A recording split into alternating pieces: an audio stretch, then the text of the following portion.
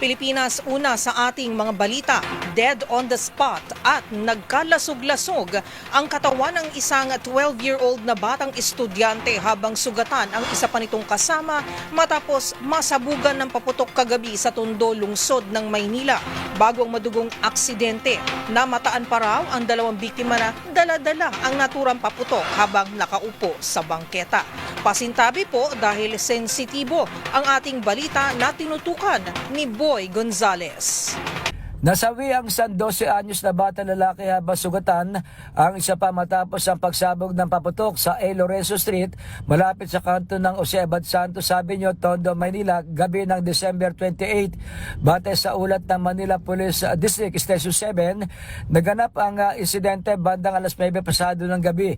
Kinalala ang nasawing biktima sa alias Nanonoy, estudyante at residente ng Almeida Street sa Tondo. Ang ikalawang biktima na 12 anyos din at residente ng kaparehong lugar ay nagtamo ng mga sugat at sinugod sa ospital. Ayon sa salaysay ng saksi na si George Cueva habang siya ay nagmamaneho ng tricycle at papalapit sa nabanggit na lugar ay nakita niya ang dalawang bata na nakaupo sa bangketa at may hawak na isang malaking hugis, triangulong paputok. Ilang sandali pa ay biglang naganap ang pagsabog. Agad na rumesponde ang mga tauhan ng Tactical Motorcycle Riding Unit ng MPD at ang kaso ay naiturnover na sa Homicide Section at kasalukuyang inimbestigahan upang matukoy ang pinagmulan ng paputok at ang posibleng pananagutan ng mga sangkot. Samantala, sinabi naman ni Manila Department of Social Welfare Director J. Reyes de la Puente agad na rumesponde ang kanilang District 2 Office kasama ang MDSW Disaster Team sa insidente. Nakausap na ng mga social worker ang pamilya ng nasawing bata at tiniyak ng MSWD na handa silang tumulong sa lahat ng pangangailangan at gastusin ng pamilya ng nasawi. Saklaw rin ng tulong ng MDSW ang batang biktima na nasugatan at kasalukuyan ng papagamot sa ospital. Para sa MBC TV Network News, ito si Boy Gonzales, una sa Pilipinas, una sa Pilipino.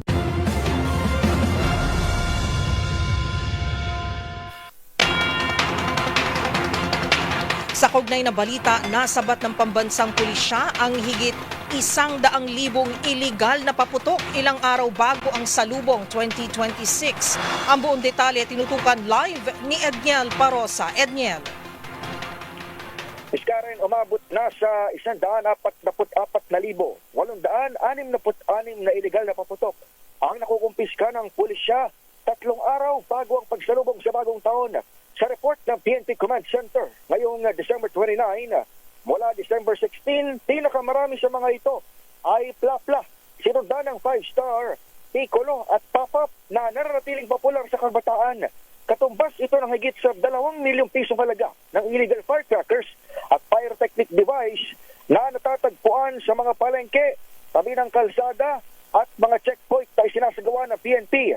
Ayon kay Police Colonel Joshua Alejandro, Assistant Chief ng Command Center dito sa Camp Crame, 835 na insidente ng may kinalaman sa paputok at pailaw ang namumonitor at nire-respondihan din ng PNP.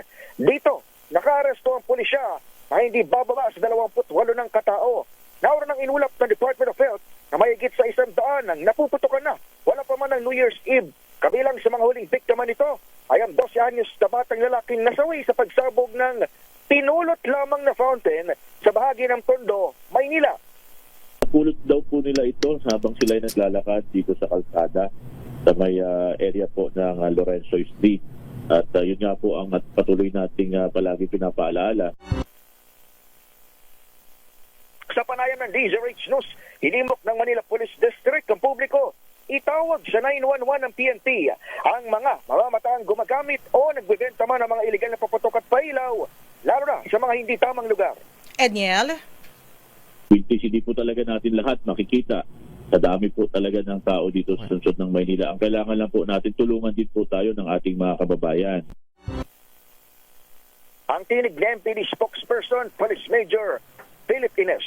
Edniel. Para sa MBC TV. Yes, Ms. Karen. O paalala lang siguro sa mga nagbebenta ng illegal na paputok, ano ba yung maaari nilang kaharapin na kaso at maaari silang makulong, tama ba, Edniel? Tama Tama, mayroon tayong umiiral na batas dyan at hindi lamang miskay sa illegal na pagbebenta pagbebenta ng mga illegal firecrackers. Mayroon din tayong miskay na pagbabawal doon naman sa online selling ng mga paputok. So kahit yung kanilang mga ibinibenta ay pasok doon sa tamang timbang na itinatakda ng PNP halimbawa o tamang laki, kung ito ay through online o via social media pages, ito ay bawal at nakukumpiskahin din ng PNP once na magkaroon ng tip kung saan naroon itong mga ito. Okay, so confidential naman yan pagka kayo ay magbibigay ng tip.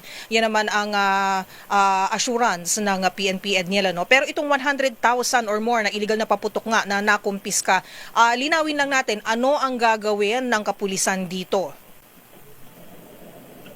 Malalaman pa natin, pero mayroon din niyang miskay, mayroon niyang kaukulang disposal na process. Kasi kung maalala mo, ang ating PNP ay mayroon din specific unit na nag-handle ng mga yan. To be specific, yung FEO, yung Firearms and Explosive Ordnance Unit ng PNP. Sila yung mag-handle nitong mga nakukumpiska. Naabot na nga ngayon sa higit 2 million pesos na halaga bago pa man itong New Year revelry dito sa ating bansa. So para sigurado lang, Edniel, na hindi babalik itong mga illegal na paputok sa merkado, kaya kailangan itong sabihin na natin i-destroy o sirain ng kapulisan at meron na unit na in charge dan para sa proper disposal. Tama ba, Edniel? Tama, mayroon tayong unit for proper disposal at talagang hindi dapat bumalik sa merkado sapagkat in the first place ay nakumpiska dahil itong mga ito ay lumabag doon sa tamang sukat at timbang na itinatakda ng ating PNP FEO. Maliban doon sa mga binanggit natin na mga usual at popular na paputok, marami rin miskay dito na kababahala ang nakumpiska ng PNP boga o yung improvised cannon device. At ito ngayon, yung problema ngayon ng otoridad, kung paano pa rin nakalulusot itong mga ito, gayong identified naman na kung ano yung bawal at alam na rin naman ng publiko na bawal. Kaya panawagan ng PNP side, itawag sa 911 ng public kapag mayroong naamoy o nakitang ganito klase ng bentahan o paggamit sa inyong mga lugar. Alright, maraming salamat, Edniel. Wala rito sa Camp Crame para sa NBC TV Network News. Ako si Edniel Parrosa, na Laser H.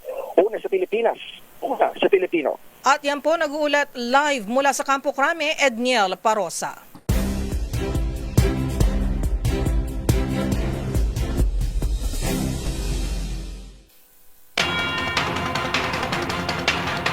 Tuwing Christmas party, malamang ay karamihan sa mga umaasang manalo sa raffle ay nagdarasal ng todo para sa mga magagarbong premyo tulad ng mga appliances at gadgets.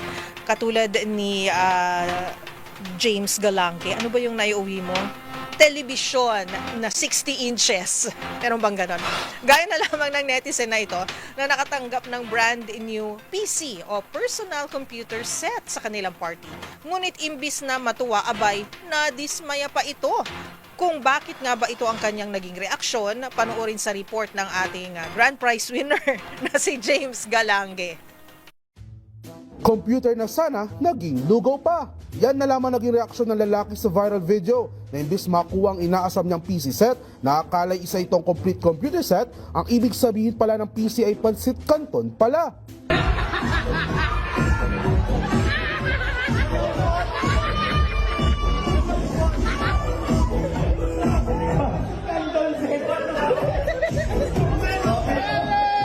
Mapapanood sa video ang tila biglang paglumbay ng lalaki na parabang imbis na swerte, abay, minalas pa.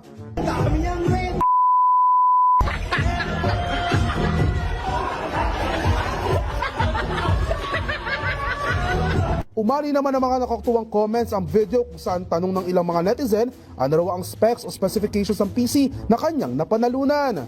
Habang pasaring naman ng iba, ito raw umanong isang halimbawa ng umano'y real-life clickbait kung saan hindi rin pala pamilyar ang lalaki sa mga gitong uri ng trend online. Samantala, humakot ang naturang video na may 2 million views at 31,000 likes sa Facebook. Para sa DZRH TV, ito si James Galanque, una sa Pilipinas, una sa Pilipino.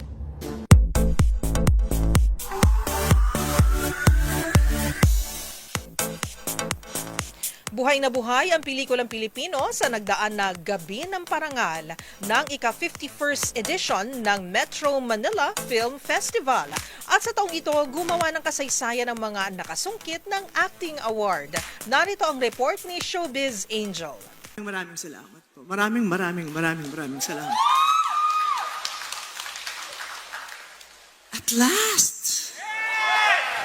Si Unkaboggable star Vice Ganda ang itinanghal na Best Actor sa nagdaang gabi ng parangal ng 51st Metro Manila Film Festival. Ito ay para sa kanyang pagganap bilang Twinkle sa comedy drama na Call Me Mother mula sa direksyon ni June Lana na naiuwi rin ng Gender Sensitivity Award at Third Best Picture Trophy. Nagugustuhan pero hindi pinipili. O mas nasasanay ako dun sa napipili pero hindi maaari.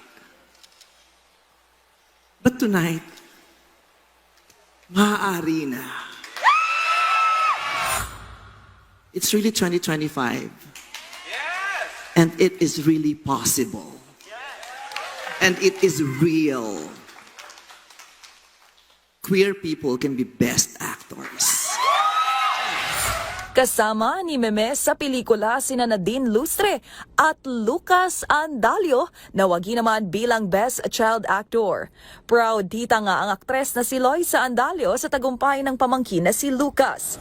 Maraming salamat po sa pagkakataon na ito para mabigyan kami ng boses at mapakita namin na kaya rin namin umarte. Historic win din ito para kay Crystal Go, ang kauna-unahang nakasungkit ng MMFF Best Actress Award na may Down syndrome. Tinalo niya sina Angelica Panganiban, Nadine Lustre at Bianca De Vera matapos bumida sa pelikulang I'm Perfect na siya ring ginawaran ng titulo bilang 51st MMFF Best Picture. Person with Down syndrome, persons with disabilities, you made history tonight para sa inyong lahat to. Samantala, ang screen veteran at Bar Boys after-school star namang si Odette Khan ang wagi ng Best Actress in a Supporting Role. Habang si Tom Rodriguez ng Second Best Picture na Unmarry ang Best Actor in a Supporting Role. Mapapanood ang 8 official entries ng 51st Metro Manila Film Festival hanggang January 7, 2026. Para sa MBC TV Network News, ito po ang Showbiz Angel ng DZRH TV. Una sa Pilipinas, una sa Pilipino.